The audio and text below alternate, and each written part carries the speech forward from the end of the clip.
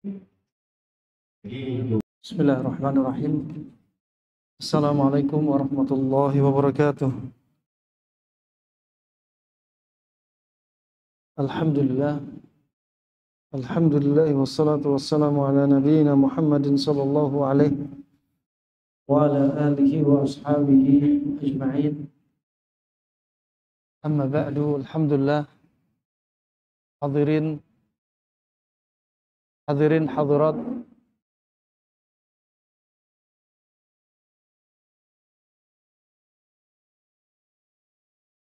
Bismillah. Hadirin hadirat rahimanallah jami'an yang tergabung dalam MT Multazam. Kesempatan yang indah Allah kumpulkan pada sore hari ini kajian menjelang bukber di Mall Cipinang Indah dengan tema sebagaimana ada dalam flyer, yaitu tips sehat, tetap sehat dan bugar di bulan Ramadan. Kita masih berada di 9 Ramadan. Bukan berarti terlambat kita untuk mengetahui tetap sehat, tipsnya bagaimana, dan bugar bagaimana di bulan Ramadan. Karena masih banyak amalan-amalan yang masih ada di hadapan kita, terutama ketika 10 hari terakhir. Masih banyak ketaatan kepada Allah Subhanahu wa taala yang belum kita datangi dengan maksimal. Mungkin ada di antara kita dari 1 Ramadan sampai detik ini yang mengalami sakit, atau mungkin ada yang lemas sehingga susah mendatangi ketaatannya, atau mungkin tidak produktif lagi dan puasa dijadikan penghalang bagi dia untuk mendatangi ketaatan Allah, atau dari urusan pekerjaan dunia dia. Rahimanallah jami'an, ketika Nabi SAW telah bersabda, "Man lam yada' qaul az-zur wal jahl wal 'amal bih, falaysa lillahi hajah ay yada'a ta'amahu wa syarabah."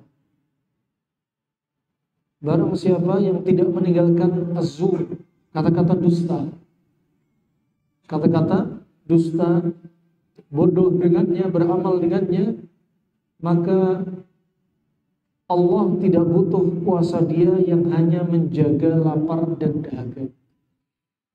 Di sini kalau kita tadabburi, puasa ini bukan hanya untuk menjaga lapar dan dahaga, tapi apa? Puasa untuk kita tetap mendatangi ketaatannya, menjauhi maksiatnya. Dari maksiat, dari lisan, dari mata, tangan, kemaluan, kaki, hati, semua wujud maksiat.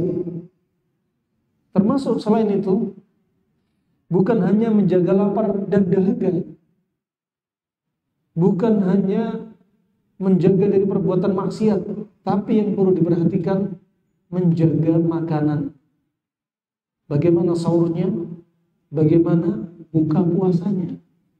Ini yang sering dilalaikan, luput dari apa yang perlu diperhatikan dari kaum muslimin.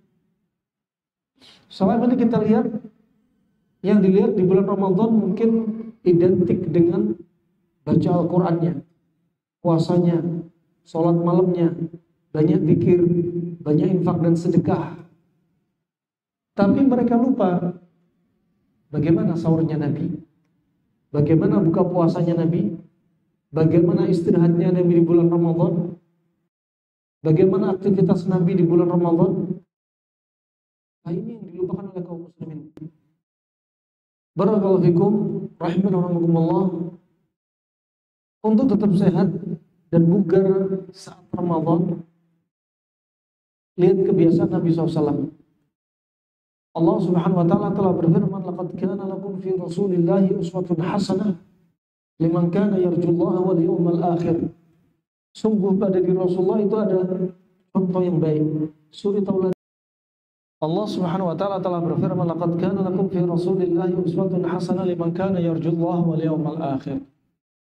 Sungguh pada diri Rasulullah ada uswah hasanah bagi mereka yang mengharap perjumpaan dengan Allah dan hari akhir. Dan contoh yang baik dari Rasulullah SAW ini bukan hanya urusan agama, urusan dunianya pun juga baik. Urusan dunianya di dalam Ramadan atau di luar Ramadan juga baik. Urusan dunianya terkait olahraganya, terkait tidurnya, terkait kebutuhan makan dan minumnya, ya, lifestyle-nya Nabi SAW. Ini juga ada apa? Kebaikan. Bahkan para sahabat, di antaranya Anas bin Malik radhiyallahu anhu, juga Abdullah bin Umar, dia pernah melihat Nabi SAW waktu itu suka dengan labu kuning, dan waktu itu Nabi SAW sampai mencari labu kuning yang dipiring kemudian dijilatin.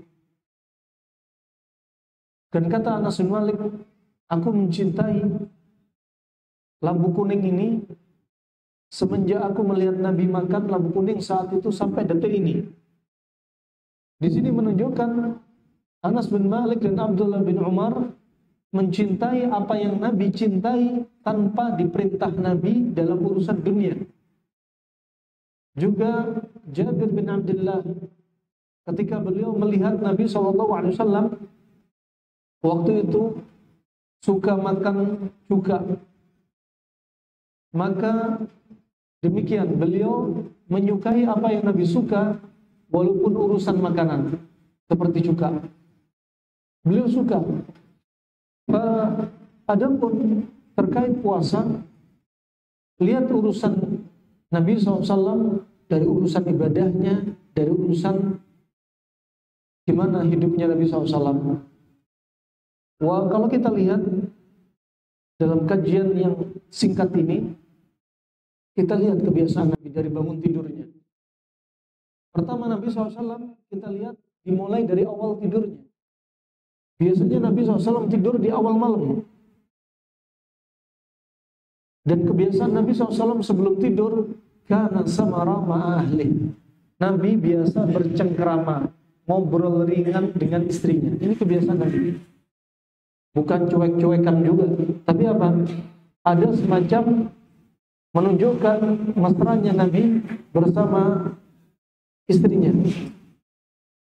Setelah itu, kita lihat Nabi SAW biasa tidur di awal malam. Adapun Nabi SAW menghidupkan malam-malamnya di bulan Ramadan, Nabi hidupkan malam-malam tersebut. Ya, di luar Ramadan, Nabi tidur di awal malam. Tapi bukan berarti Nabi menghidupkan semua malamnya. Nabi tetap mengistirahatkan tubuhnya. Karena keutamaan malam Ramadan. Kemudian rahmanakumullah, di malam Ramadan jangan disibukkan diri kita dengan perkara yang mubah. Anda perhatikan Ramadan itu keutamaannya di malam hari.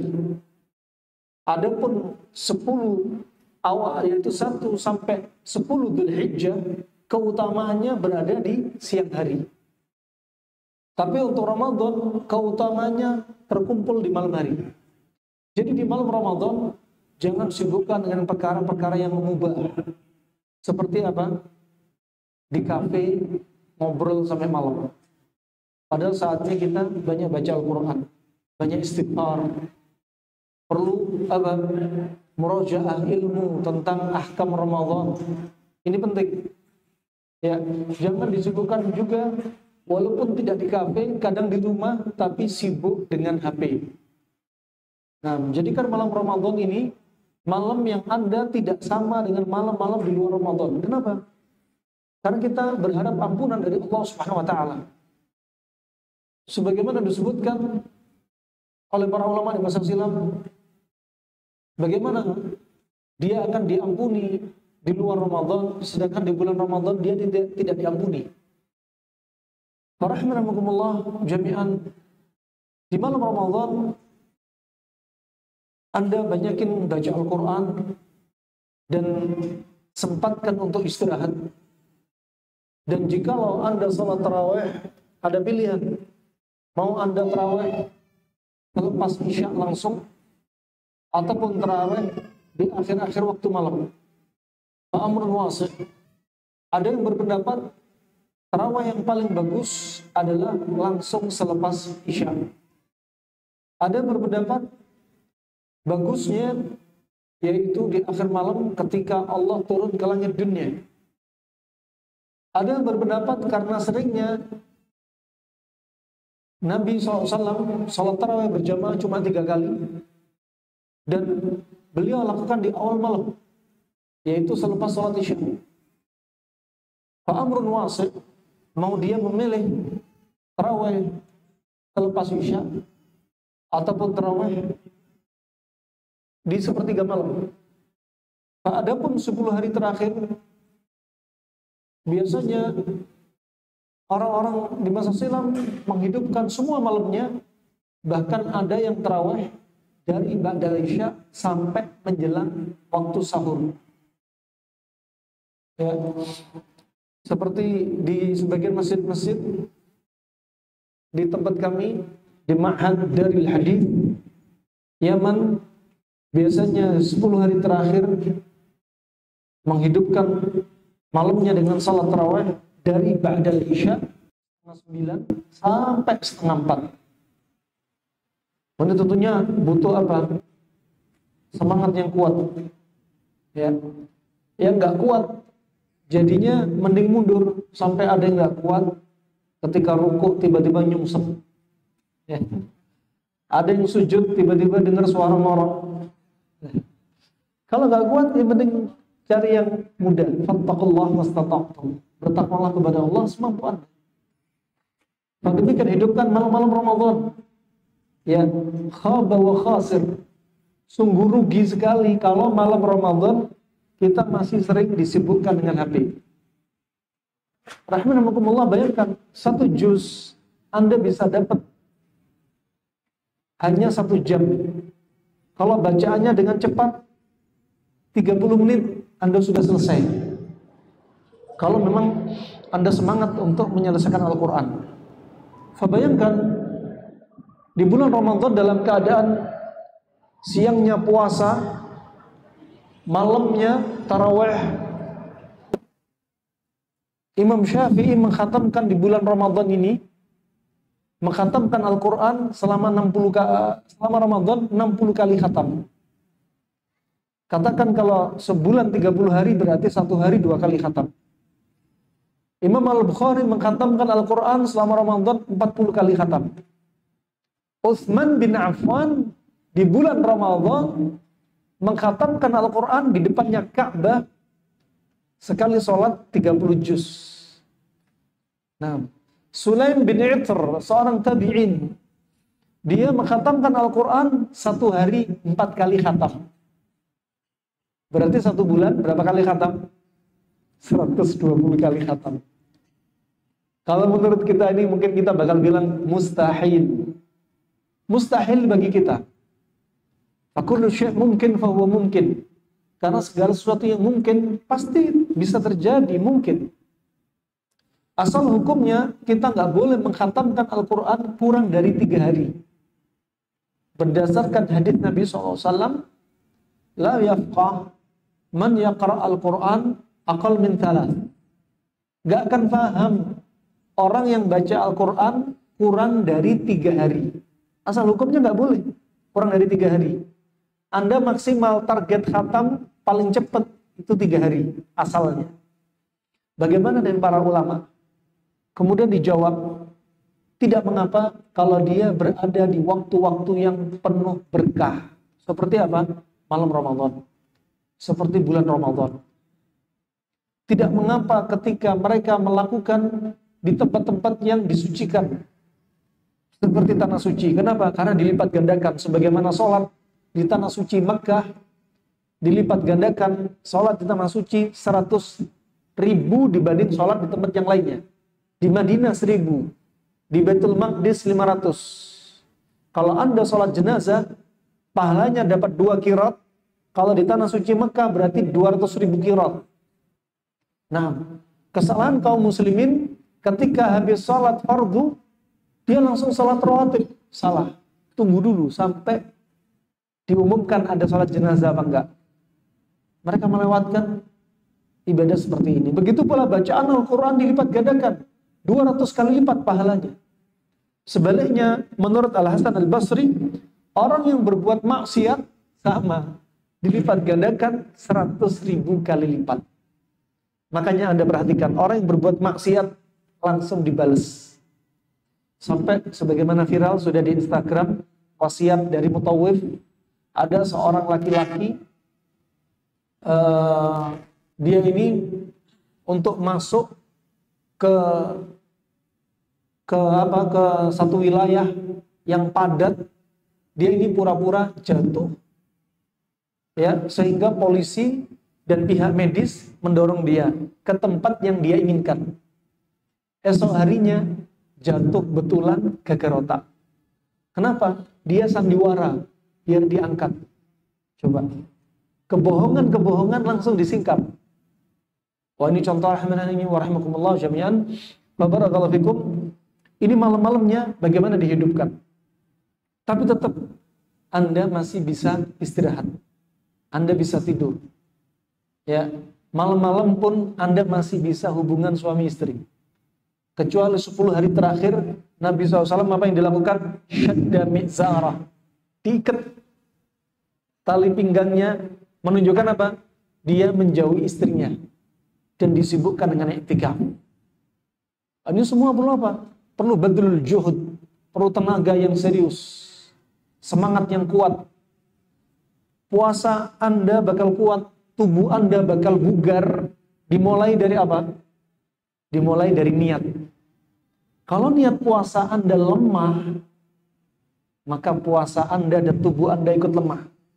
Tapi kalau malamnya Anda ya sudah menanamkan niat, besok puasa harus kuat, besok puasa ini harus banyak ibadah yang didatangin, dia merasakan lezatnya puasa, maka pada saat itu itulah tubuh sudah disiapkan, hormonnya sudah siap, fisiknya sudah siap, mindset dan lambung dan pencernaan sudah siap, jantung sudah siap. Ini perlu diperhatikan. Jadi untuk membuat tubuh bugar, pertama apa? Niat, dan niat itu ada di dalam hati. Niat ada di dalam hati. Makanya Nabi SAW bersabda, "Ala inna fil jasadi mudghah.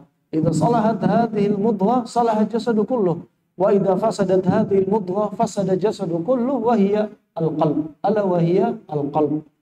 Ketahuilah, kalau di tubuh ini ada gumpalan daging. Kalau gumpalan daging ini kuat, ya, baik, maka tubuh akan baik. Kalau gumpalan daging ini rusak, tubuh akan rusak. Apa itu gumpalan dagingnya? Yaitu hati. Kenapa? Hati ini termasuk organ inti, pemimpinnya organ menurut Islam adalah hati alias jantung, bukan kepala. Bukan kepala. Bahkan letaknya akal kita ada di jantung, bukan di otak. Inti dari daya pikir kita itu ada di jantung. Oleh karena itu Allah berfirman, lahum qulubun la yafqahuna biha wa lahum a'yunun la yubsiruna biha wa lahum adhanun la yasma'una biha. Mereka itu apa?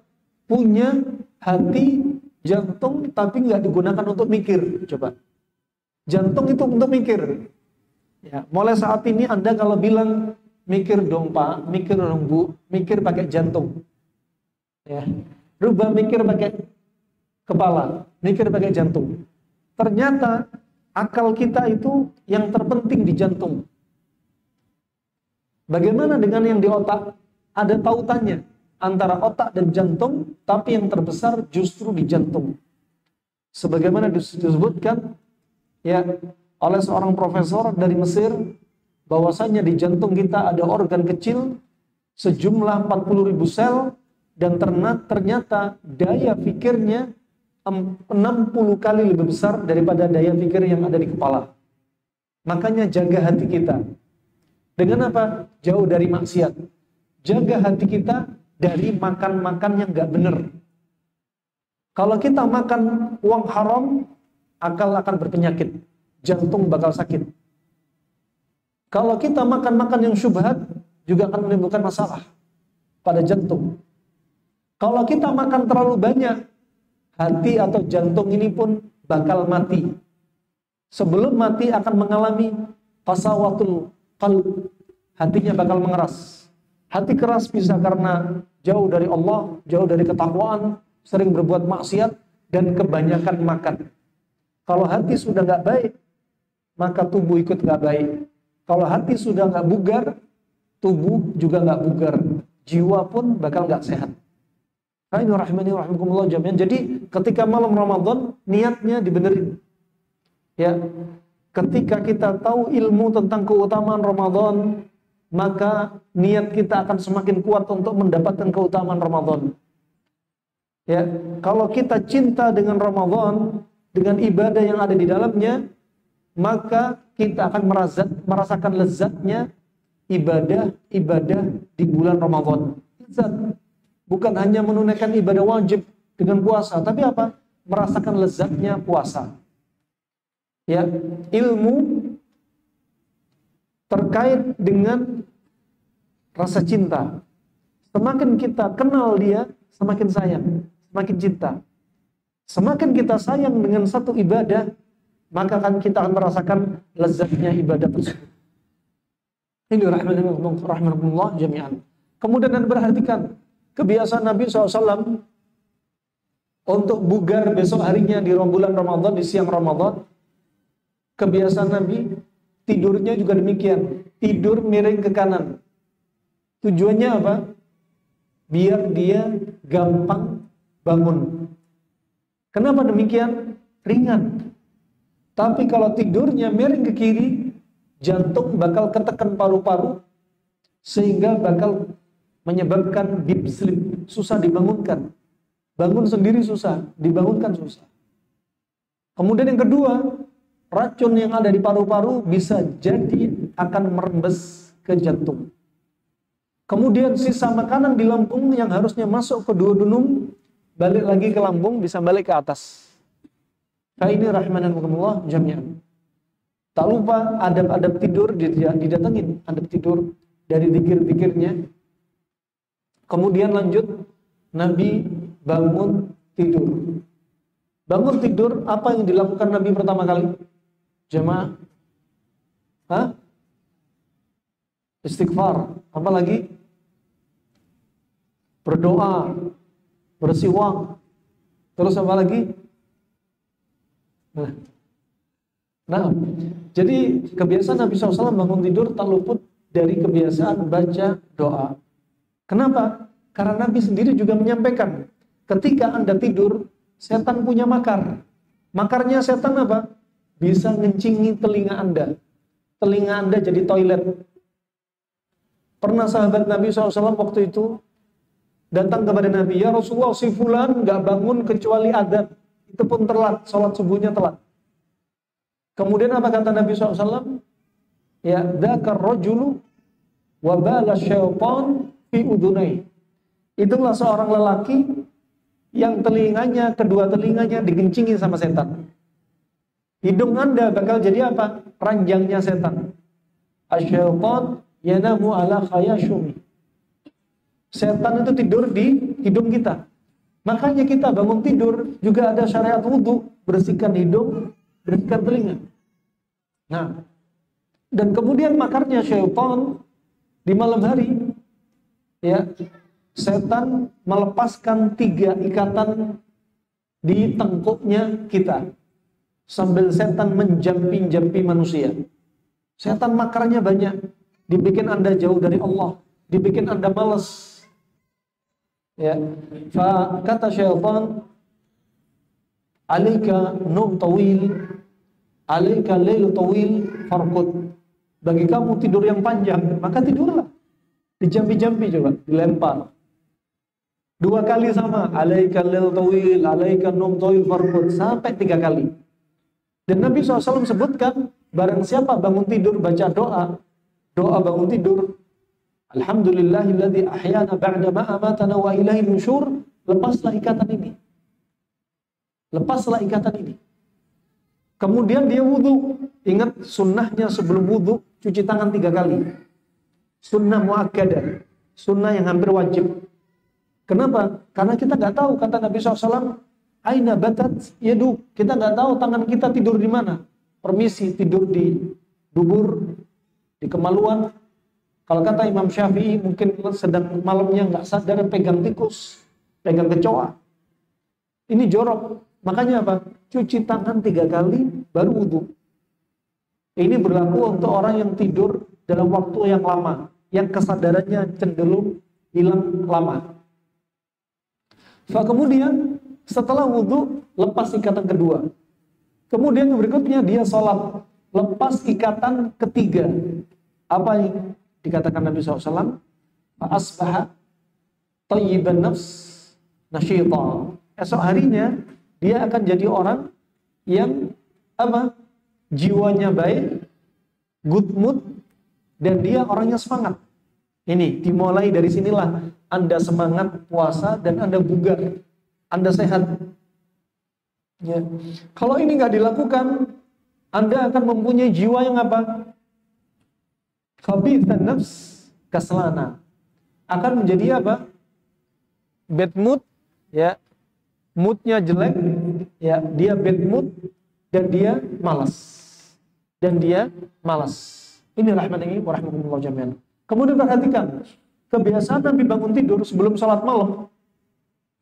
Jadi setelah cuci tangan, ya, baca doa, cuci tangan, wudu, sholat. Sebelum sholat, Nabi bersiwak. Sebelum wudu, Nabi bersiwak. Ya, sebelum masuk rumah, bersiwak.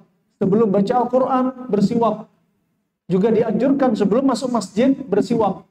Kalau Anda hitung, gosok giginya Nabi berapa kali? Bakal lebih dari 10 kali. Selama ini kita dianjurin gosok gigi hanya 2 kali. Itu pun hanya gigi. Tapi Nabi SAW bukan hanya gigi, lidah pun digosok. Coba, sebagai petunjuknya Nabi SAW. Lidah pun digosok. Jadi antum kalau gosok gigi, walaupun nggak pakai siwak, pakai pasta gigi, walaupun mereknya hanya siwak, gosok. Kemudian apa? Lidahnya juga digosok. Alhamdulillah. Kenapa demikian? Rahasianya. Karena mulut kita lembab, di situ akan banyak didapati bakteri. Lambung kita sisa dari makanan malam hari bakal lembab. Oleh karena itu siwak ini untuk apa? Manfaatnya untuk memperbaiki ruh. Ruh kita ikut baik ketika kita bersiwak. Kemudian membunuh bakteri, membuat aroma wangi, menghilangkan kelembapan. Coba, di sini pertama kali, ketika lambung kita lembab, kita bersiwak, lembab jadi hilang. Kalau lambung kita tetap lembab, mata bakal berat, sembab, bakal sering bersin-bersin ketika bangun, baru bangun, ya. Kemudian kepala bakal berat. Ini efek kalau lambungnya lembab. Makanya bangun tidur, Nabi bersiwak. Kalaupun sahur, Nabi pilih makan kurma kering.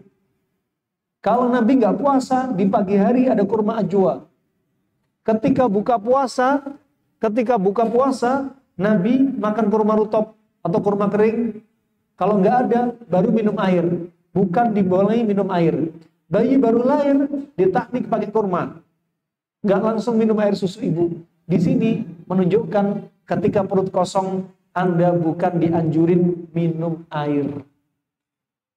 Konsumsi manis. Kalau airnya air nabit, kurma, madu atau air madu. Di sini rahasianya. Setelah bersiwak, menu sahurnya kurma. Kata Imam Syafi'i rahimahullah ta'ala, dinukilkan oleh Ibnu Muflih dalam kitabnya Al-Adab Asy-Syar'iyyah, arba'atun tuhinu al-abdan. Ada 4 hal yang akan melemahkan badan. Salah satunya apa? Kathratu syurbil ma' 'ala rik. Kebiasaan banyak minum atau sering minum ketika perut kosong. Nah, selama ini Anda diajarin medsos. Bangun tidur minum air 1 liter. Bisa mengobati 25 macam penyakit. Hoax. Tubuh Anda bakal lemah. Kenapa? Lambung Anda lembab.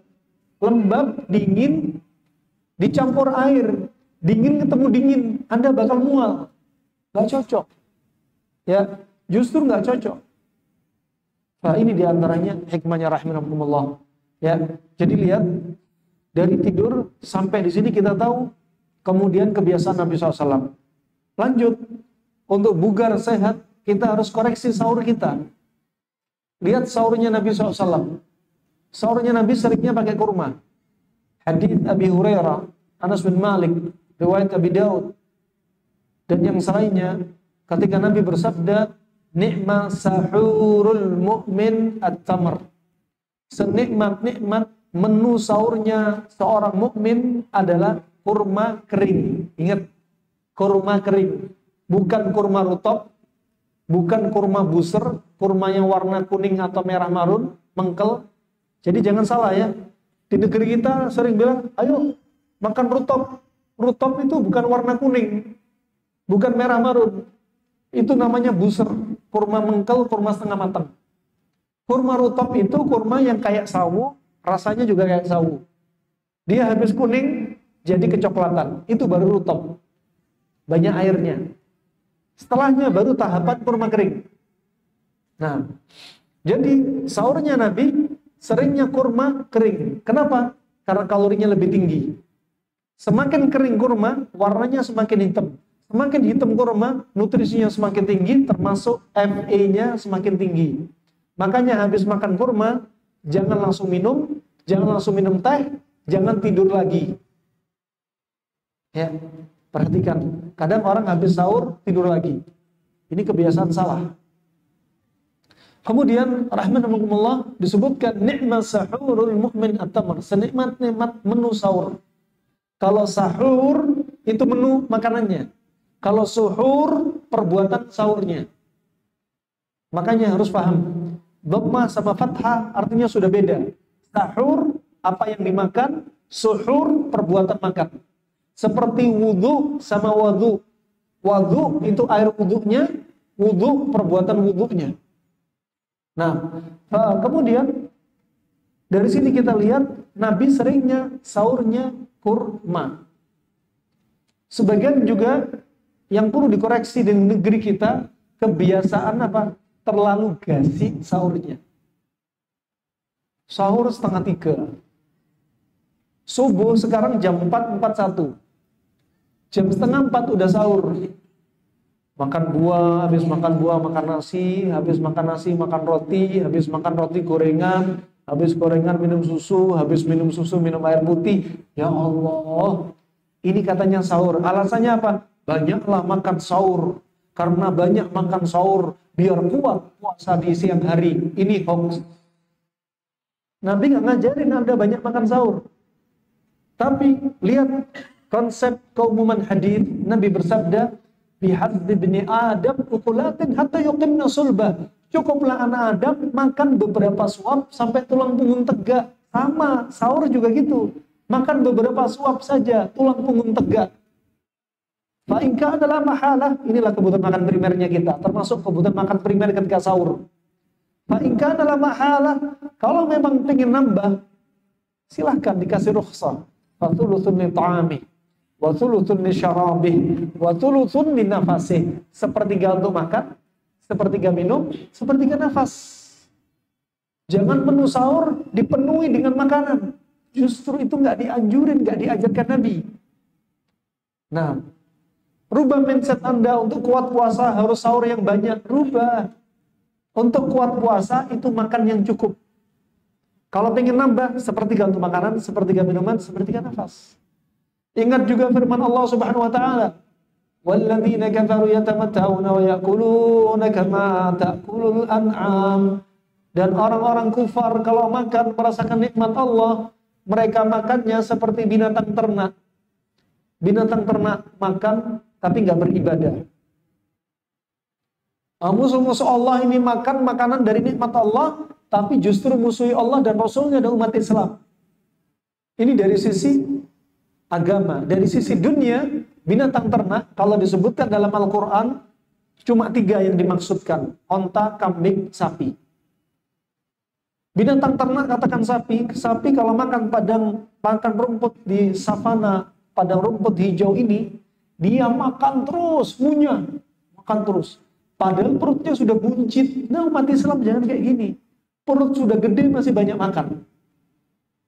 Anda lihat sapi, pernah Anda dapati sapi, mungkin Anda sering lihat di YouTube, ngecek kejadian nyata, sapi nggak bisa bangun, matanya melotot, perutnya buncit, banyak H2S di perutnya, banyak racun di perutnya karena pembusukan, makan terlalu banyak. Kemudian dokter hewan apa yang melakukan? Perutnya sapi dilubangin, dibuka, hawanya langsung keluar, kempes, matanya langsung bisa nutup, dia bisa bangun. Ini rahasia, ini hewan.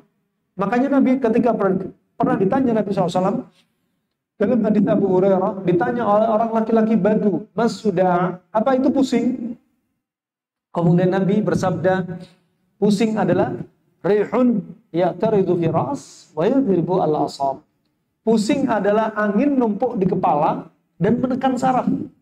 Ini contohnya sapi.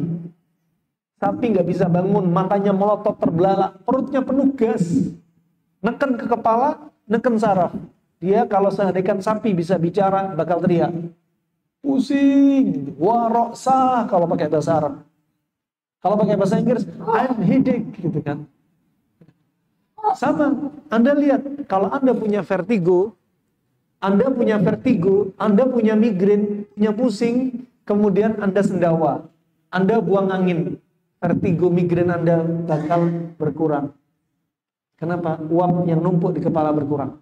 Makanya Nabi pernah kena pusing atau syaqiqah, migrain, sudah nisfi kata Imam Bukhari. Dan Nabi minta dibekam kepalanya. Untuk apa? Keluarin uap. Ini contoh rahimakumullah jami'an. Makanya jangan sampai makan berlebihan. Ujung-ujungnya isinya perut itu banyak makanan berlebihan, akhirnya timbul pembusukan. Bagaimana akan meringankan tubuh untuk bikin tubuh ini dicuci racunnya? Kalau Anda menu sahurnya diisi racun. Makanan halal, makanan thayyib, tapi ada adab makan. Bukan halal thayyib itu nggak bikin penyakit. Halal thayyib bikin penyakit kalau kita nggak mendatangi adabnya. Ya, cara makan yang benar. Nah, kemudian Nabi bersabda, al-mu'min ya'kul fi ma'in wahidin wal kafir ya'kul fi sab'ati am'ain. Orang mukmin kalau makan pakai 1 perut. Orang kafir kalau makan pakai 7 perut. Nah, hati-hati, sabda Nabi. Ya. Kemudian Nabi juga bersabda, syiraru ummatil ladina ghadaw bin na'imil ladina ya'kuluna alwana ta'am. Umatku yang buruk, umatku yang jelek, mereka kalau makan warna-warni terlalu banyak. Si suami saking sayang sama anak istri ngasih duit. Setiap hari, "Bun, istriku, tolong untuk menu sahur, menu buka, tak kasih 1 hari 700.000. Menunya harus lengkap. Disediain menu sahur dan buka, isinya apa? Kambing, ayam, bebek, ikan, ikan asin, telur, telur asin, ya, sampai impor daging onta. Lengkap menunya. Justru ini umatnya Nabi yang jelek. Anda bukan tambah sehat, tapi tambah menyerumuskan diri pada penyakit. Pilih satu jenis makanan, salah satu jenis makanan, pilih lawannya. Udah simple, efektif, efisien, higienis, ya, ekonomis, murah banget. Nabi istrinya 9, nggak disuruh masak. Aisyah besok masak pecel ya. Hafsah bikin rendang ya. Ya. Kemudian Sauda kalau bisa bikin sate padang ya. Enggak. Simple. Nggak ngerepotin orang banyak, sahur simple, kurma. Dan makannya nggak butuh waktu lama. Kurma beberapa suap selesai, kemudian bisa dzikir lagi, bisa istighfar, bisa baca Al-Quran, bisa siap-siap ke masjid. Allah berfirman, "Wabil asharihum yastaghfirun." Dan di waktu sahur mereka, para sahabat, banyak istighfar. Bukan di waktu sahur, banyak makan sahur. Bukan. Ya, makan terlalu banyak, Anda telah menjerumuskan diri Anda pada penyakit. Kita masih ngomong makanan, belum ngomong masalah rokok. Nabi pernah dihidangkan makanan yang masih menguap, panas, mendidih. Dihidangkan di hadapan Nabi. Nabi mau ngambil, kok saking panasnya, Nabi gagalkan. Apa kata Nabi? Kami ini gak dikasih makanan dari api neraka. Gak mau. Nah, belum rokok, ada apinya, nyala, asapnya. Makanan panas saja, Nabi gak suka. 6. Dihukumi makruh. Nah, sekarang diartikan rokok kan hukumnya makruh. Kan cuma makruh. Apakah makruh boleh didatangin? Makruh itu dibenci, nggak disuka. Apalagi sekarang sudah geser hukumnya menjadi haram karena bahayanya. Bukan tembakau. Iya, tembakunya di rokok sekarang nggak seperti zaman dahulu. Zaman dahulu tembakau 100%. Rokok zaman sekarang tembakau 1%. Isinya, sisanya 7.000 racun semua. Fatwa berubah-ubah. Rahimahumullah jami'an. Nah ini terkait makan. Sahur hati-hati. Juga Nabi bersabda, aktsarun nas syab'an fid dunya atwaluhum ju'an yaumal qiyamah. Orang yang makan sering sampai kenyang di dunia, nanti di padang mahsyar laparnya paling lama. Walaupun Anda puasa, sahurnya jangan kenyang-kenyang. Apalagi amat sangat kenyang sekali. Berondong-ondong sahurnya. Ini salah. Nah, subhanallah, di sini kalau kita sering makan sampai kenyang, laparnya di padang mahsyar paling lama. 1 hari di padang mahsyar seperti 50.000 tahun, kebayang. Kalau laparnya paling lama. Ada orang yang menafsirkan dari masyayikh, orang yang makan sampai kenyang yaitu mereka nggak pernah puasa sama sekali. Ada yang memang zahirnya setiap makan membiasakan diri makan sampai kenyang. Kata Imam Nawawi dalam Syarah Sahih Muslim, boleh hukumnya makan sampai kenyang, tapi sesekali. Jangan terlalu sering. Ana sesekali kok, sesekali tambah sesekali tambah sesekali tambah sesekali. Rahimahumullah jami'an. Demikian, jangan dilakukan. Jadi sahur simple. Sahurnya Nabi hanya kurma. Keuntungannya, pertama ini kurma ini manis. Manisnya kurma paling dibutuhkan liver, limpa lambung ketika perut kosong. Begitu pula ketika sarapan pagi kurma ajwa. Ketika buka puasa kurma rutop. Nggak ada kurma rutop, baru kurma kering. Nggak ada kurma kering, baru air. Cara minum air pun bukan 1 teguk, tapi hasawatin min ma, dikit-dikit. Ini kenapa orang puasa banyak sering sakit, kena GERD, sakit mah, ya, kemudian juga vertigo, migrain, asam urat naik, kolesterol naik, kencing manis, stroke, ya, muncul penyakit. Kenapa? Salah makanannya. Jangan salahkan syariat puasa, jangan salahkan takdir Allah, jangan suudzon dengan Allah Subhanahu Wa Taala. Tapi kita salah. Nah, buka puasa langsung minum air banyak, salah. Buka puasa itu kurma rutop. Kalau minum air, hasawat min ma, dikit-dikit. Selesai, sholat maghrib. Kenapa? Tubuh yang tadi panas, jangan diturunkan dalam waktu sesaat. Jangan diturunkan dalam waktu sesaat. Kita balik lagi ke sahur. Sahurnya Nabi seringnya kurma. Karena dia paling cocok ketika perut kosong. Demikian untuk bayi baru lahir. Cocok ketika perut kosong. Bukan air susu ibu. Kurma dulu, baru air susu. Kemudian, kenapa kurma? Karena kurma ini ringan dicerna dan membantu proses detoks.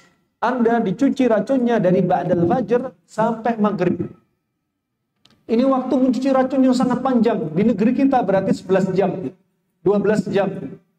Panjang. Ketika mencuci racun, jantung capek, liver capek, ginjal capek. Semuanya capek. Ketika capek, jangan ditambah capek dengan menu sahur Anda. Bakal capek berkali-kali. Jadinya apa? Anda pagi hari malas, lemes, susah mendatangi ketaatan Allah. Bahkan Ramadan gampang mendatangi maksiat. Kenapa? Karena banyak makan. Kata Ibnu Qayyim rahimahullah ta'ala. Orang kalau banyak makan, organ tubuh bakal didorong berbuat maksiat gampang banget. Mendatangi ketaatan berat. Itu efek dari makan banyak.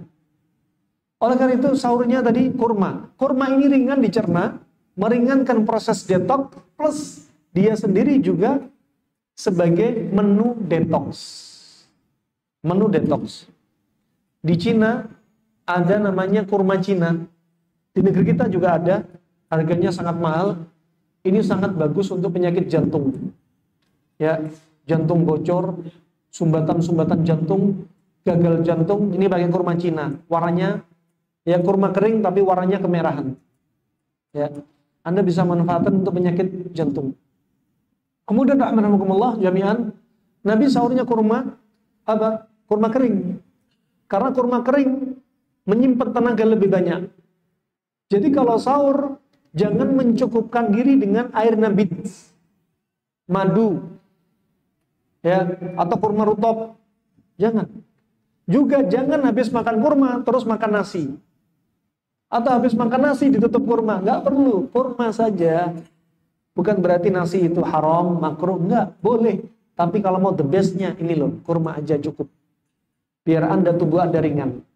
Dulu sekitar 5 tahun lalu, kajian kami kupas, kajian seperti ini, di bulan Ramadan, menu di bulan Ramadan, banyak kaum muslimin tertawa. Enggak percaya.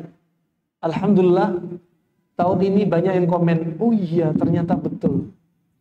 Oh iya, saya lebih enteng badannya, jantung lebih enteng, nggak ngap lagi ketika naik tangga. Oh iya, ternyata gula darah saya justru turun. Oh iya, saya justru nggak sakit mah. Saya nggak vertigo, nggak migrain. Kadang butuh perjuangan untuk menyampaikan sesuatu yang baru. Butuh apa? Perjuangan. Bismillahirrahmanirrahim ini, cukupkan diri dengan kurma. Barakallahu fikum, berikutnya, kalau nggak ada kurma, dalam riwayat Imam Ahmad, Nabi menyebutkan dengan air. Ini kalau kepepet. Demikian bukannya, kalau kepepet nggak ada apa-apa, dengan air. Anda masuk tol, mau keluar tol, sudah adzan maghrib, nggak ada makanan apapun. Anda minum air, tapi dikit aja. Jangan langsung banyak. Jangan langsung banyak. Rahimanakumullah jami'an, Anda makan kurma, sudah jadi menu terbaik Anda. Kalau Anda ada yang promil, ya, ada di antara Anda kencing manis, ada di antara Anda yang hormonnya kacau, berat badan kacau, jadikan menu sahur Anda sebagai obat. Kurma timun, kurma semangka, kurma melon, kurma pepaya. Nah, bagi mereka yang nggak tahan dengan manis yang terlalu kuat pada kurma, perlu lawannya, kurma sama timun misalkan. Nah, ini rahimanakumullah jami'an. Dan Nabi SAW nggak pernah meninggalkan sahur. Tasahharu fa inna fis sahuri barakah. Sahurlah Anda karena pada sahur itu ada padanya keberkahan. Bahkan Nabi bersabda, "Innallaha wa malaikatahu yusalluna 'alal mutasahhirin." Sesungguhnya Allah dan para malaikatnya memuji dan merahmati orang-orang yang sahur. Juga Nabi bersabda, "Faslu ma baina siyamina wa siyami ahlil kitab aklatu sahur." Pembeda antara puasanya kita dan puasanya ahlul kitab itu makan sahur. Ahlul kitab kalau puasa nggak ada syariat sahur. Kita disuruh menyelisih ahlul kitab. Kalau kita sengaja meninggalkan sahur, berarti kita menyerupai ahlul kitab. Man tashabbaha biqaumin fahuwa minhum. Kita termasuk golongan mereka. Saat buka puasanya kita dianjurkan segera buka. Waktunya adzan langsung buka. Ya, sebenarnya syahidnya bukan adzan, syahidnya ghurubus syams. Karena muadzin kadang makan dulu baru adzan. Jadi syahidnya apa? Ghurubus syams. Matahari yang sudah terbenam. Nah, kalau ketika buka puasa disegerakan. Sedangkan ahlul kitab gak ada sahur, bukannya diakhirkan. Nunggu apa? Bintang muncul. Demi menyelisih ahlul kitab, kalau Anda nggak dapat menu sahur apapun, bisa minum air. Dalam riwayat Imam Ahmad. Nah, rahimahumullah, ketika sahur kurma, ba'dal fajr, tubuh Anda dicuci racunnya, dan Anda enteng, nyaman. Coba kalau Anda sahurnya berat. Habis makan ayam, ganti sate kambing. Oh, sate padang belum. Semua dimasukin. Ba'dal fajr, perutnya kembung. Badannya meriang, sendawa terus, badannya lemes, pusing. Dampak dari apa? Uap gas yang rumput di perut. Jadinya malah nggak sehat. Kenapa puasa banyak orang sakit? Karena sahur dan bukanya salah. Nah, ini yang perlu diperhatikan. Kemudian Berikutnya, ba'dal fajar, setelah fajar, bagi mereka yang nggak ada keperluan untuk istirahat lagi setelah fajar, jangan tidur. Kalau malamnya begadang, tidur karena pengen mengkodok tidurnya, karena capek, nggak kuat, silahkan ketika ada perlu. Tapi kalau malamnya Anda nggak ngapa-ngapain, jangan biasakan ba'dal fajar tidur. Kenapa? Nabi bersabda, Allahumma barik ummati, Allahumma barik fi bukuri ummati. Ya Allah, berikan keberkahan pada apa? Paginya bagi umatku. Pagi itu keberkahan ditebar. Makanya kalau tidur pagi hari namanya hailulah, menghilangkan kita dari keberkahan. Kalau Ibnu Qayyim menamakan hurqun, membakar berkah. Kemudian lanjut, Anda kalau mau olahraga, jangan habiskan waktu siang hari untuk olahraga. Olahraga itu simple. Anda butuh olahraga, tetap butuh walaupun Ramadan. Jangan di malam hari, jangan di siang hari terlalu lama. Malam hari nggak usah olahraga. Ya, kenapa? Bioritme tubuh bukan untuk olahraga malam hari. Kalau Anda olahraga antara siang sampai sore, antara pagi sampai sore, kalau siang terlalu panas nggak direkomendasi. Pagi olahraga, jangan terlalu ngabisin tenaga. Olahraga itu simple, cukup sampai kulit warna merah, cukup keringat keluar, udah selesai. Menunjukkan kulit warna merah, pada darah lancar. Keringat keluar, kelembapan racun sudah dibuang. Karena apa? Para ulama waktunya sangat mahal. Sehingga mereka betul-betul memperhatikan waktu mereka. Olahraga jangan sampai nyita waktu di waktu-waktu yang penuh berkah. Nah, mau olahraga Anda mau pagi hari, jangan lama-lama. Mau sore hari, silakan. Makanya Islam simple. Ibnu Qayyim mengajarkan olahraga itu nggak perlu takaran waktu, 1 jam. 1 jam itu siapa? Anak kecil, anak muda, orang tua, orang gemuk, orang kurus, beda. Musim panas, musim dingin, beda. Yang jelas, warna merah kulitnya, keluar keringat, sudah selesai. Makan juga gitu, nggak usah perlu ditakar. Makan itu kalori harus sekian, protein sekian, lemak sekian. Udah hidup sekali dibikin susah. Udah makan itu ketika lapar. Udah makan ketika butuh. Ya, makan secukupnya. Udah selesai. Minumlah ketika haus. Nggak harus ditakar, minum 1,5 liter sampai 4 liter. Tunggu dulu, ini musim panas, musim dingin. Anda kerja di rumah apa di luar? Kena matahari apa enggak? Beda. Kebutuhan kita masing-masing beda. Nggak perlu ditakar. Begitu pula hubungan suami istri, permisi. Nggak perlu ditakar. Untuk usia 20 tahun sampai 30 tahun, hubungan suami istri sepekan 4 kali. Untuk 30 tahun sampai 40 tahun, hubungan suami istri sepekan 20 kali. Nggak usah ditakar. Ini ada orang tipe panas. Ya, semalam bisa 4 kali bisa. Bahkan istri satu nggak cukup. Ada. Ini ada orang tipe dingin, sebulan sekali mendatangi istrinya, ada. Nggak bisa ditakar. Para ulama menyebutkan kapan syahwat naik, di situ menunjukkan air mani sedang kental-kentalnya, laki atau wanita. Dan promil untuk orang-orang yang promil, hubungan suami istri itu nggak perlu rutinitas. Tapi ketika syahwat meledak-ledak, saat itu air mani numpuk, dan the best-nya pada waktu itu hubungan suami istri. Makanya kalau kerja, jangan jauh-jauh dari istri. Syahwat lagi naik, kerja jauh dari istri. Akhirnya apa? Hubungan istri via telepon. Nah, jadinya apa? Jadi maksiat. Onani pun, katapun dia sudah suami istri, dia onani, permisi, akramakumullah, haram. Gak boleh. Mau bujangan, mau nikah. Haram. Nah, barakallahu fikum. Kecuali dikecualikan, gak perlu kita bahas. Penjelasannya detail. Ya, di bulan Ramadan. Kemudian kita lanjut. Siang, Anda tidur qailulah. Usahakan tidur. Qailulah. Anak sudah qailulah kan? Dari kapan? Dari ba'dal fajar sampai menjelang adzan zuhur. Karena ini kan ibadah, tidurnya orang puasa. Yang satu lagi tidur dari ba'dal fajar sampai jam 5 sore. Lalu sholat zuhur asarnya mana? Jamaah takhir dekati maghrib. Alasannya apa? Ini ibadah. Ini bukan ibadah, tapi apa? Latihan jadi jenazah. Bikin tubuh hanya lembab. Tidur siangnya kapan? Menjelang zuhur. Tapi kalau hari Jumat jangan bilang menjelang zuhur. Menjelang Jumat, nanti waktu khutbah dia tidur. Hari Jumat setelah sholat Jumat. Kata Syekh Shalih Fauzan, asalnya qailulah itu menjelang zuhur. Tapi tak mengapa setelah zuhur. Nabi SAW bersabda, qilu fa inna syaitana la yaqil. Istirahatlah Anda, istirahat siang, karena setan itu nggak istirahat siang. Anda menyelisih setan. Kita ini nggak boleh menyerupai 5 hal. Kita menyerupai setan nggak boleh. Menyerupai orang-orang kufar nggak boleh. Menyerupai hewan nggak boleh. Laki menyerupai wanita, wanita menyerupai laki nggak boleh.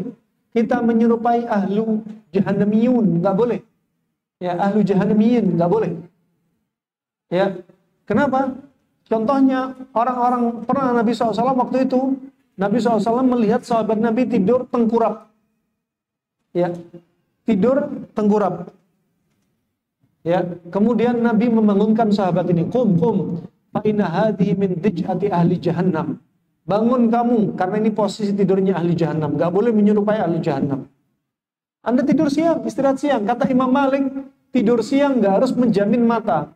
Melurusin kaki, ngelurusin badan itu sudah istirahat siang. Tujuan Anda sahur biar kuat siang Ramadan. Tapi sahurnya gak banyak-banyak. Gak boleh ekstrem kanan, sahurnya banyak banget. Beronde-ronde. Gak boleh ekstrem kiri tanpa sahur. Sahur tapi secukupnya. Islam itu di tengah, mau ibadah mau dunia. Kemudian demikian ketika Nabi SAW siang hari kebiasaan Nabi qailulah. Apa tujuan qailulah? Biar tarawehnya kuat. Ya, dunia di siang hari dikurangi. Ya, biar kuat menghidupkan malam hari. Ya, qailulah dihidupkan biar malam hari sholat taraweh bisa maksimal. Kemudian lanjut. Ba'dal asr jangan tidur. Ya, karena tidur setelah asar dijuluki dengan tidurnya oleh Imam Syafi'i ailulah. Karena apa? Akan menyebabkan penyakit pada diri dia. Kalau Ibnu Qayyim menyebutkan tidurnya tidur humkun, akan menyebabkan kebodohan, kedunguan. Kenapa? Bikin otak lembab sehingga dungu. Tubuh lembab, tiroid jadi apa? Lemah. Nah, ini rahimahullah kita singkat. Adapun maghrib langsung buka puasa kurma rutab bukan dengan air. Ini praktekin nanti ini. Kita bukanya pakai kurma rutab. Ya, jangan langsung minum air. Kurma rutab. Gak ada kurma rutab, kurma kering. Kenapa kurma rutab? Sahurnya kurma kering, bukannya kurma rutab biar gampang dicerna. Kurma rutab lebih cepat dicerna daripada kurma kering. Kalau Anda sahurnya kurma rutab bakal lemes. Dan lebih cepat tenaganya habis. Dan tujuannya antara sahur dan buka didekatkan, sahurnya diakhirin, bukanya disegerakan, biar kalori cukup untuk tubuh kita. Kalau puasanya terlalu panjang, apa yang terjadi? Ya, tubuh akan mengambil kalori dari protein yang di otot, sehingga menimbulkan otot lemah lunglai. Lain halnya dengan kutub, hawanya dingin, sehingga gak banyak kalori hilang. Kalau gak ada kurma rutab, kurma kering, tapi ada yang dilupakan. Qabla yusalliya dalam lafaz hadits dari Anas bin Malik, Aisyah radhiyallahu anha, orang yang tahu dalam rumah Nabi, orang yang tahu di luar rumah Nabi, Nabi itu sering kurma rutab. Setelah itu apa? Salat. Nah, ini berikutnya. Habis makan kurma, jangan gorengan. Jangan minum sirup-sirupan. Anda dicuci racunnya, kemudian diisi buka puasanya racun. Padahal di sirup ditulis, awas sirup ini jangan diberikan kepada anak di bawah usia 3 tahun. Menunjukkan apa? Bahaya untuk ginjal Anda. Untuk anak nggak boleh, bukan berarti untuk Anda boleh. Hati-hati. Nah, kemudian kalau nggak dapat kurma atau kurma kering, baru air putih. Itu apa? Hasawat, dikit-dikit. Biar panas di tubuh nggak turun drastis, turunnya pelan-pelan. Kalau Anda panas tubuh, diturunkan drastis, bakal panas 2 kali lipat, 3 kali lipat. Terjadi ribun fenomena. Akhirnya meriang setelah buka puasa. Juga dinasihatkan oleh para ulama Ibnu Qayyim diantaranya, selepas olahraga jangan langsung minum, jangan langsung mandi. Selepas hubungan suami istri jangan langsung makan, minum, jangan langsung mandi. Ya, selepas ketika buka puasa jangan langsung minum. Minum dalam jumlah banyak. Kalau sedikit boleh. Ya. Nah, ini diantaranya rahimahullah. Kemudian ba'dal maghrib baru Anda makan besar. Tujuannya apa? Kalau habis makan kurma, biar nggak campur nasi dalam waktu dekat. Kurma biar nggak campur daging. Kebiasaan penghuni surga disebutkan Allah Subhanahu wa taala, wa faqihatin mimma yatakhayyarun wa lahmi tayrin mimma yashtahun. Mereka makan buah yang mereka inginkan, baru makan daging. Di situ ada huruf waw. memberikan makna jeda waktu. Jadi habis makan kurma rutop, salat maghrib, salat rawatib, baru makan besar. Makan besar pun jangan terlalu besar. Jangan terlalu banyak. Perhatikan kombinasinya juga. Itu saja yang bisa saya sampaikan. Ya, perlu ada pertanyaan apa enggak? Ya, panitia. Kita tanya panitia dulu.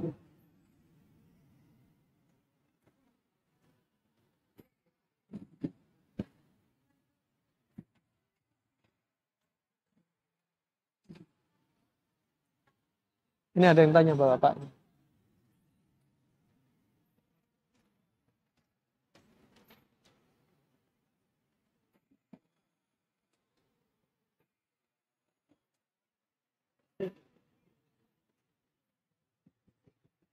Ya, jazakallahu khairan. Ustaz, mungkin bisa materinya disampaikan pada hari ini. Insyaallah kurma ini mungkin dasar banget untuk kesehatan tubuh kita. Sebelum pertanyaan dimulai, aku pengen tanya dulu Ustaz, untuk kurma itu Ustaz, pada saat sahur dan berbuka itu paling bagusnya berapa? Maksimal atau Sekali lagi, bilangan angka tergantung kebutuhan masing-masing. Ada yang kurus, ada yang gemuk, beda tentunya. Ya. Ada yang perutnya besar, lambungnya besar, ada yang lambungnya kecil. Ada aktivitasnya lumayan berat, ada yang enggak terlalu berat. Jadi sesuai kebutuhan. Ya, minimalnya 3. Ya, bisa 4, 5, 6, 7 silakan. Ya, kalau kira-kira kurang tinggal nambah besoknya. Ya. Kalau pengalaman saya biasanya 3 sampai 5 udah cukup. Dan disebutkan Syekh Ibnu Utsaimin, sahur atau buka enggak harus bilangan ganjil. Karena untuk mengatakan sunnahnya bilangan ganjil butuh dalil khusus. Karena tak menutup kemungkinan Nabi pernah makan ganjil, pernah genap. Dalam riwayat Imam Bukhari ganjil. Dalam riwayat yang lainnya nggak menutup kemungkinan genap. Ya, karena bilangan jamak itu kata Imam Bukhari, aqallul jamak itsnain, dikatakan jamak minimalnya 2, itu menurut Imam Al-Bukhari. Jadi sesuai kebutuhan saja. Kalau orang kencing manis, disebutkan Syekh Hani bin Salah, seorang ahli tibbun nabawi dari Madinah yang direkomendasi oleh para dokter. Dari penelitian dia, orang kencing manis konsumsi kurma itu 100 gram. Pernah saya timbang kalau kurmanya sukari, gak apa-apa kurma sukari untuk orang kencing manis. Ya, itu sekitar 6 sampai 7 biji. 3 biji sahur, 3 biji ketika buka. Untuk orang kencing manis bakal jadi obat kencing manis, ya, kurma ketika dikonsumsi dengan dosis yang tepat. Wallahu a'lam bishawab. Jazakallahu khairan Ustaz. Untuk jemaah yang ingin bertanya, kami persilakan.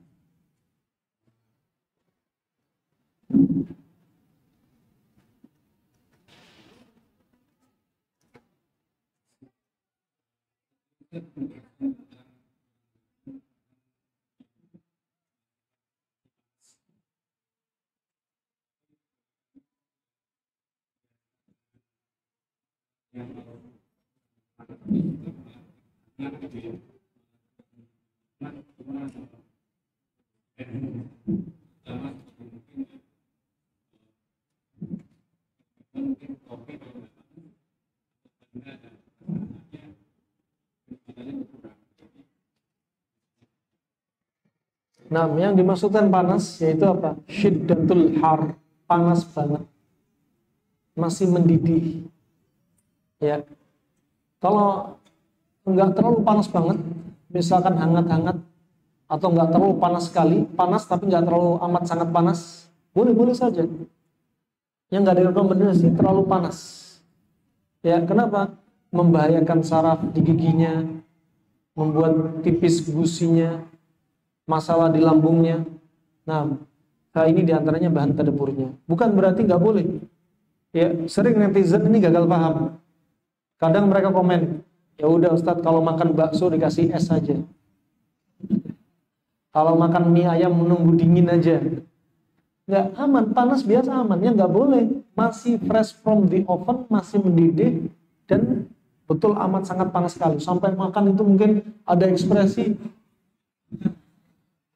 gimana mau jelaskan susah, pakai bahasa isyarat. Nah, misalnya itu Pak ya.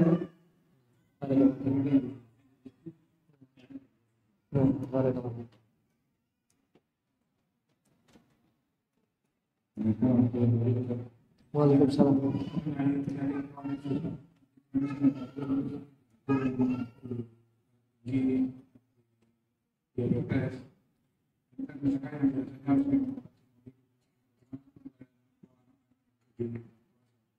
Nah, barakallahu fikum.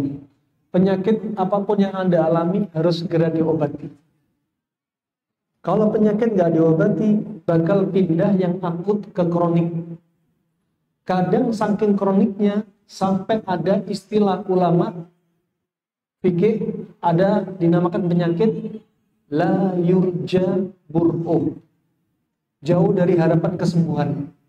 Saking parahnya, sampai akhirnya dia diperbolehkan untuk nggak puasa, cukup fidyah saja. Ya, karena saking parahnya penyakit dia. Makanya biar penyakit nggak kronik, Anda sakit itu alarm. Sakit mah itu alarm. Anda sudah mendolimi diri Anda. Darah tinggi naik, Anda alarm. Anda mendolimi jantung Anda, pembuluh darah Anda. Nah, jadi kalau sudah sakit, cepat diobatin.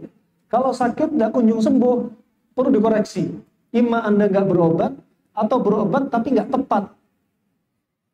Kalau Anda berobat nggak tepat, cepat move on, stop. Jangan dilanjutkan pengobatannya. Berarti diagnosa sama obat nggak cocok. Ada penyakit kanker 4 tahun nggak kunjung sembuh, berarti ada yang nggak beres. Ini kanker karena apa? Medis apa non medis? Kankernya karena dendam atau makanan?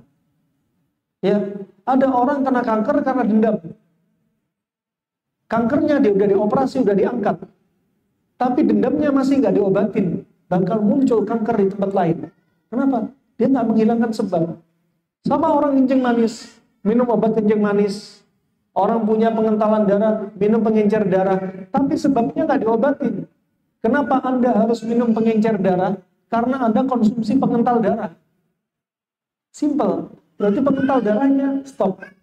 Tepung, roti, gula, garam, ya, goreng-gorengan, ya, santan-santanan, ya, stop dulu.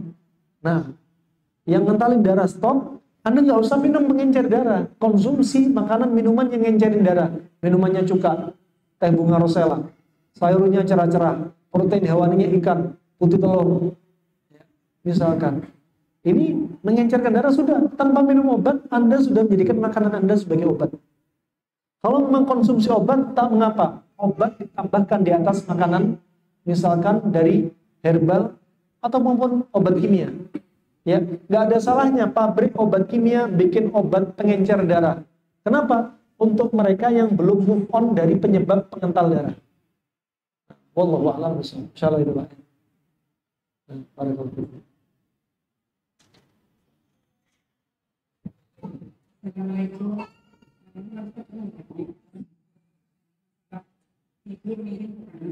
Itu kalau penularan lalu itu secara medis itu gimana? Dua untuk yang ini suka apa ternyata di diagnosa dokter setelah protokol pabrik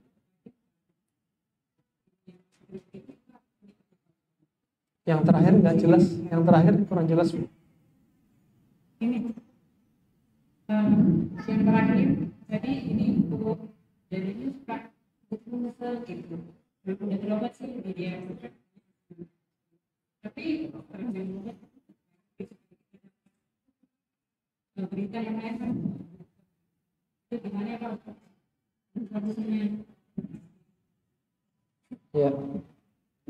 Yang pertama, tidur miring kanan, hukum asalnya apa? Kalau Nabi ajarkan nggak akan ada efek samping. Kalau Anda ada efek samping, bisa jadi tidur miring kanan, tulang Anda sakit, bisa jadi karena obesitas. Bisa jadi mungkin faktor lain, ada pernah mengalami trauma. Ya. Bisa jadi di antaranya Anda mungkin tidur yang mungkin pakai semacam spring bed, yang berat badannya bakal turun ke bawah sesuai dengan beratnya, sehingga apa? Nggak lurus banget. Nah, kemudian untuk ibu hamil sama, untuk ibu hamil sebaiknya walaupun ibu hamil dianjurin 6 bulan kehamilan ini tidurnya miring kiri, tetap dohirnya hadisnya Nabi juga berlaku untuk ibu hamil, tetap miring ke kanan. Kalau terkait dengan asma, asma itu sebabnya banyak. Ada orang kena asma gara-gara stres. Ada orang kena asma gara-gara makanan. Ya, ada orang asma gara-gara pengentalan darah.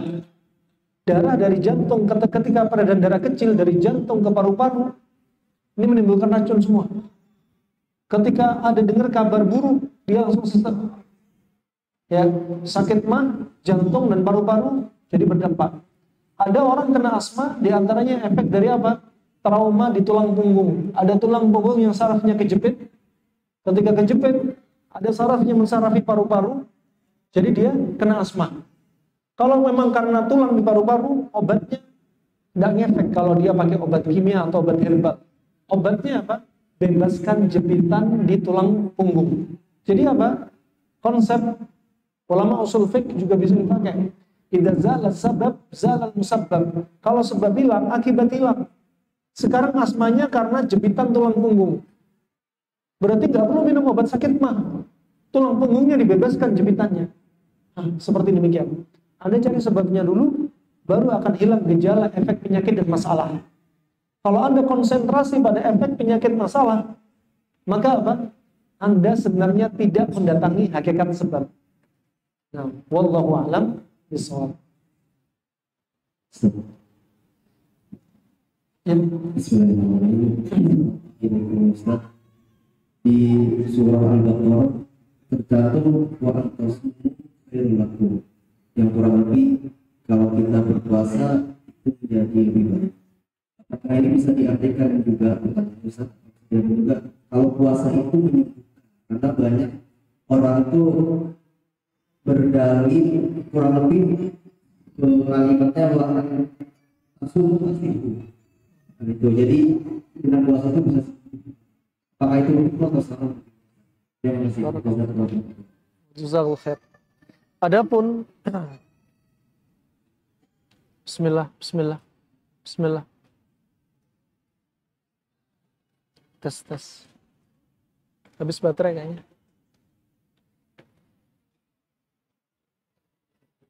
Habis baterai kayaknya. Kayaknya deh. Coba.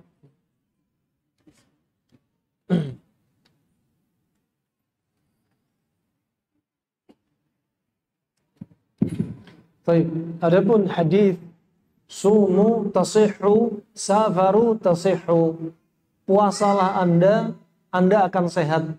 Seringlah Anda safar, Anda akan sehat. Hadis ini lemah tapi maknanya benar. Ya. Anda sering puasa, Anda puasa, Anda bakal sehat. Maknanya benar, tapi nisbat kepada Nabi hadisnya lemah. Anda safarlah, kalau safar Anda sehat. Ya. Karena apa? Safar Anda melihat hijau-hijauan, lautan, air, Anda sehat. Coba kaum lelaki dibiarkan tidur, dibiarkan di rumah sama istrinya 1 bulan, mungkin dia bakal stres. Ya, sama istri terus. Kenapa? Karena fitrahnya laki-laki di luar, fitrahnya wanita di rumah. Allah berfirman, waqarna fi buyutikun. Hai kalian wanita, kalian itu hendaknya sering tinggal di rumah kalian. Ini hukum asalnya. Hukum asalnya kaum wanita nggak boleh banyak ngelayap. Ngelayap keluar kalau ada perlu. Dan perlu izin suami. Puasa saja perlu izin suami. Sholat ke masjid aja izin suami. Ya, apalagi nge-mall, perlu izin suami. Rahimakumullah jami'an. Berikutnya, wa antasumu khairul lakum. Puasa itu baik bagi kalian. Baik ketika dibutuhkan. Ya, ada puasa yang justru nggak dianjurin oleh Allah Subhanahu wa taala, wa man kana maridan aw ala safarin fa iddatun min ayyamin ukhra. Kalau ada orang sakit, orang safar, maka apa? Nggak usah puasa, diqadha di hari yang lain. Jadi puasa malah nggak baik bagi dia. Ada seorang sahabat pingsan, dikerumuni oleh sahabat yang lainnya, dikasih teduhan. Nabi bertanya, ada apa mereka? Ada seorang sahabat pingsan ya Rasulullah. Safar pingsan. Kemudian Nabi bersabda riwayat Imam Muslim, "Laisa minal bir as-siyamu fis safar." Bukanlah satu kebaikan Anda puasa dan Anda safar. Ada saatnya puasa baik bagi Anda jika Anda mampu. Anda punya kekuatan. Tapi kalau ada udzur, sakit atau safar, mending diganti hari yang lainnya. Udzur 3 derajat. Kalau safarnya Anda ringan, sakitnya Anda ringan, tetap Anda wajib puasa. Tetap wajib puasa. Sakitnya pilek.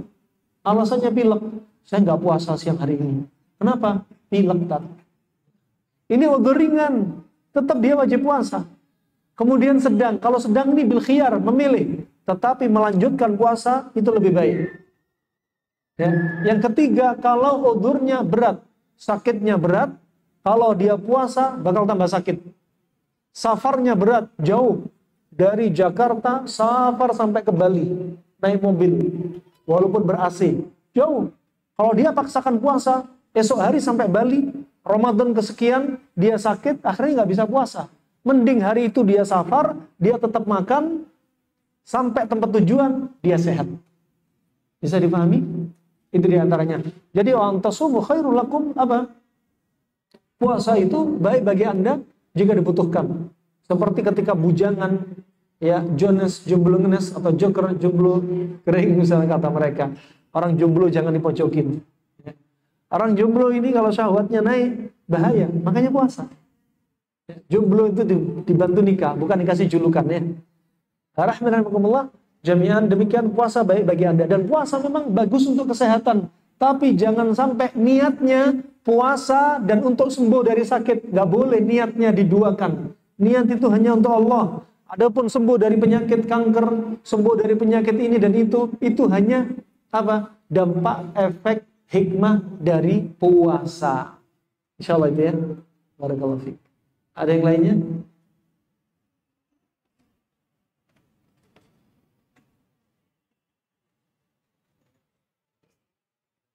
Itu jadi Kayaknya mepet nggak jadi. Nggak akan cukup waktunya.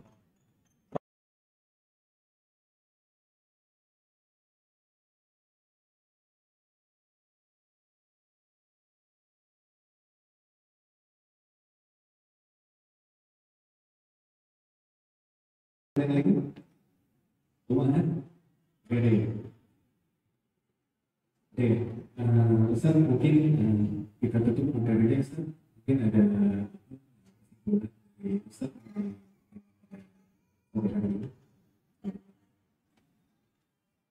Nah, rahimahumullah jami'an, jadikan Ramadan kita ini seperti Ramadan terakhir. Jadikan sholat kita seperti sholat yang terakhir. Jadikan puasa kita puasa yang terakhir. Bacaan Al-Quran kita bacaan yang terakhir. Ya, sehingga apa? Anda semangat menjadikan sesuatu ketika seperti terakhir. Anda menjadikan sesuatu yang terbaik. Innamal a'mal bil khawatim. Karena amalan itu tergantung dari khatimahnya, penutupnya.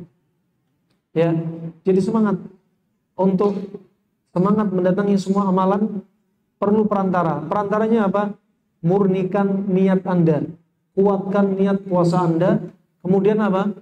Ambil sebab-sebab Anda kuat. Dari apa? Menu sahur, menu buka Anda, istirahat Anda qailulahnya, istirahat Anda di malam harinya. Ya, kemudian jaga psikis Anda. Di bulan Ramadan jangan sibuk ghibah namimah. Di bulan Ramadan jangan kita sibuk dengan maksiat. Ya, di bulan Ramadan jangan sampai kita disibukkan dengan perkara-perkara yang mubah, yang nggak dapat pahala di sisi Allah, juga nggak dapat dosa, sia-sia. Jadikan di Ramadan kita sibuk taat. Kalau kita nggak disibukkan ketaatan kepada Allah, kita bakal sibuk mubah, perkara mubah, dan sibuk maksiat. Itu saja closing dari materi kajian kita. Semoga Allah mudahkan kita untuk mendapatkan taufik Allah, untuk mendapatkan malam Lailatul Qadar. Semoga Allah mudahkan kita untuk mendatangi semua ketaatannya, menjauhi semua larangannya, dan semoga Allah istiqomahkan kita di atas al-haq. Semoga kajian kita ini dijadikan sebagai pemberat timbangan kita di mizan hasanatina, dan semoga Allah perjumpakan kita di lain kesempatan.